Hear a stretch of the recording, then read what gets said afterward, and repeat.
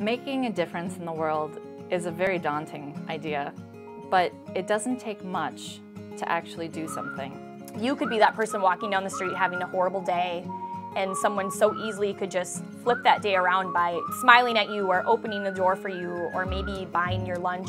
At our church, they did a reverse offering. It's like where they took all the money, they put it back in the bags and passed it around. Everybody took an envelope out, and then the pastor wanted you to go out and do a random act of kindness.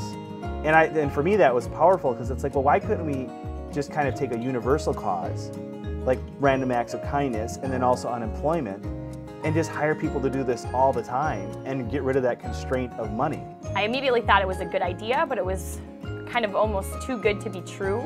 Just random acts of kindness, I mean, like, who wouldn't want that as their job, where you wake up and you're like, hey, what can I do to try and make somebody's day? You don't need to be smart to do a random act of kindness, but you can be smart to do a random act of kindness. Basically, I guess what Smilebk is we're hiring under or unemployed people to do random acts of kindness for other people.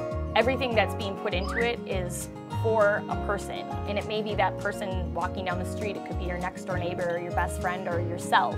Maybe going into a nursing home and just playing music if your talent is acoustic guitars. We'd consider that kind of a humanitarian or an individual type of random act of kindness, buying somebody a cup of coffee. Then there's another one that we would consider environmental. If there's a park that needs to get fixed up, they might just do that.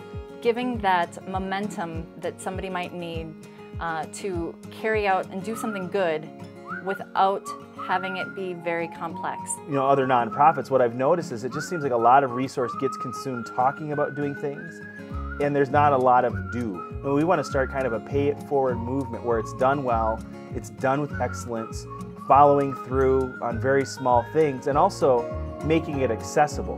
What we do is capture these moments on film, and that way everybody can see that genuine expression of gratitude and of the impact that made in that person.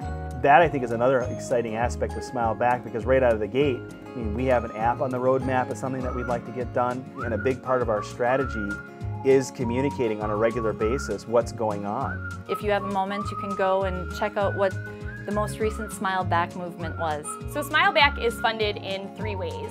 We have donations, which can be of any size, and there's merchandising, and then there's sponsored corporate events.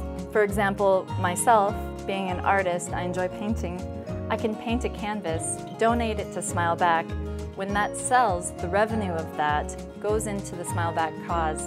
And as soon as that account reaches a certain threshold, we'll go out and actually hire someone to start doing random acts of kindness as their full-time job. It's little things that can be seen within your community, but then it's little things that then impact a bigger subset of people. And that, to me, is what it's about, you know, in the big picture.